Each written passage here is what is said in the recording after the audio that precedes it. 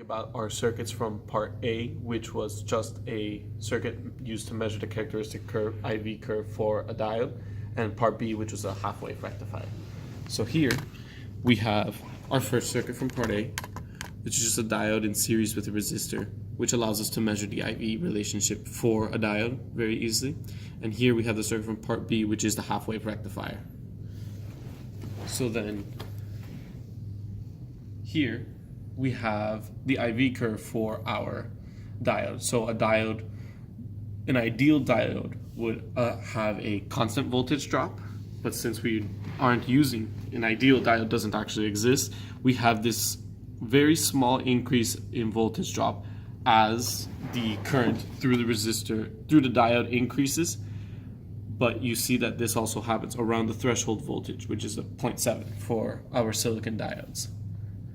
So then for part B, we have a half-wave rectifier circuit, and we also included a capacitor at one point to make it a peak rectifier.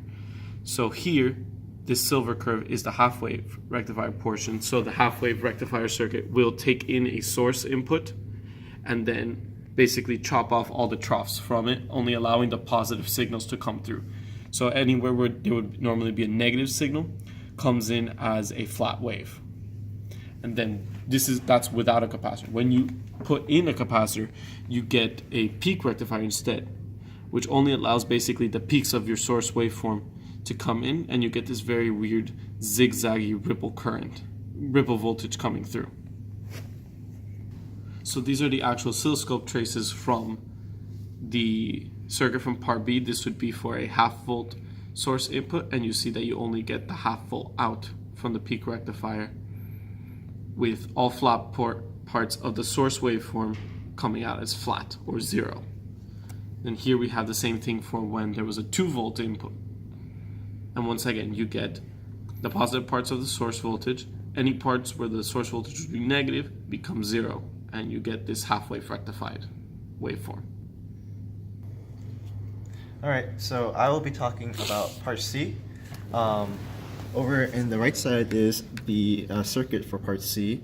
As you can see, we have an op-amp, which means that this circuit is going to be amplifying voltage in some sort of way.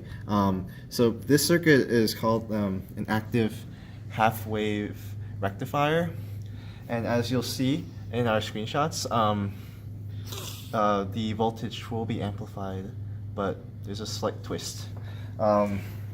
So this screenshot is when we inputted a 1 kilohertz frequency and had an amplitude of 1 volt.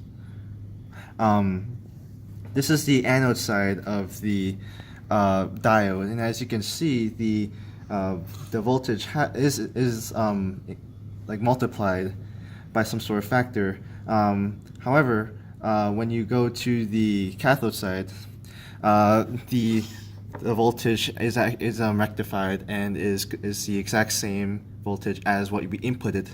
And much like part 2, you can see that the negative sine waves are they're zero, as shown by this blue line over here.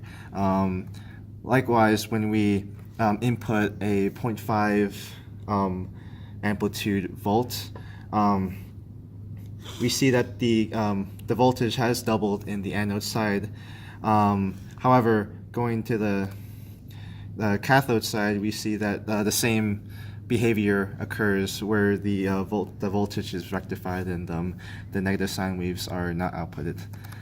Lastly, when we increase the frequency by a factor of 10, we saw that there is a slew rate in both the anode side and the cathode side.